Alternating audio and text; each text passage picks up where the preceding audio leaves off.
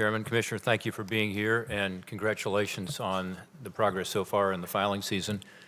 As you know, I have been one of those people who believes the IRS needs some fundamental reform. You know, I've talked a lot about that. Senator Cardin and I have legislation intended to make the IRS more responsive to taxpayers.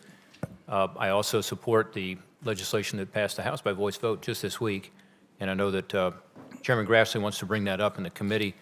I must say that I am impressed by the fact that since you've gotten there, we've seen some successes.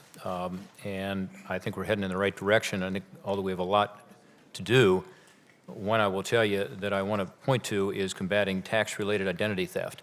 This is something we talked about as you went through the confirmation process. You pointed out in your testimony that the number of reported victims of identity theft fell 71% since 2015.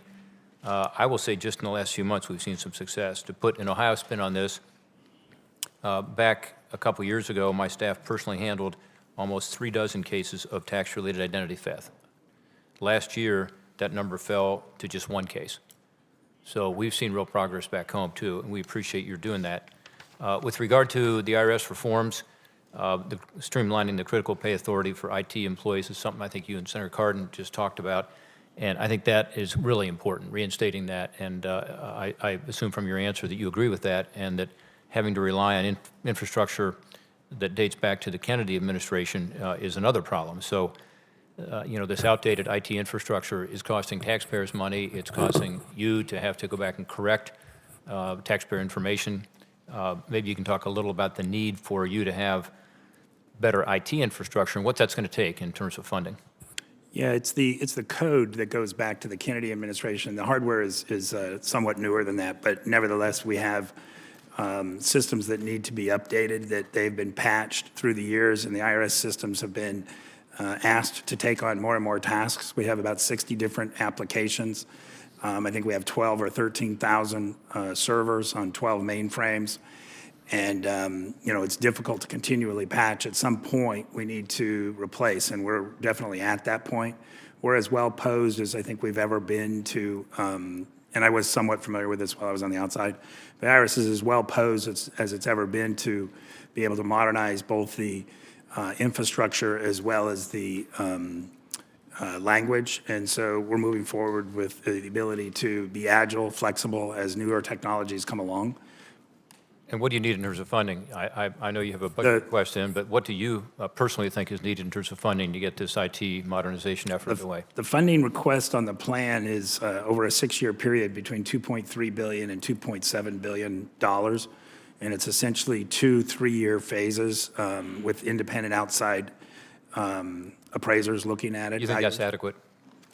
From what I've seen, I believe it is today, and if it changes, I would certainly let you know, and I've been significantly involved in that from day one. I hope you will continue to talk to this committee and the Ways and Means Committee about specifically what you need. I know that sometimes you're constrained by what's in the President's budget, but to the extent that you can, to tell us what you really need to be able to modernize that IT, because that is so essential to taxpayer service and to Senator, if I might add to that, I was reminded that one of the critical functions as we move forward with modernization is the ability to have multi-year funding, so we don't start and stop and start and stop, so that our people can get the job done.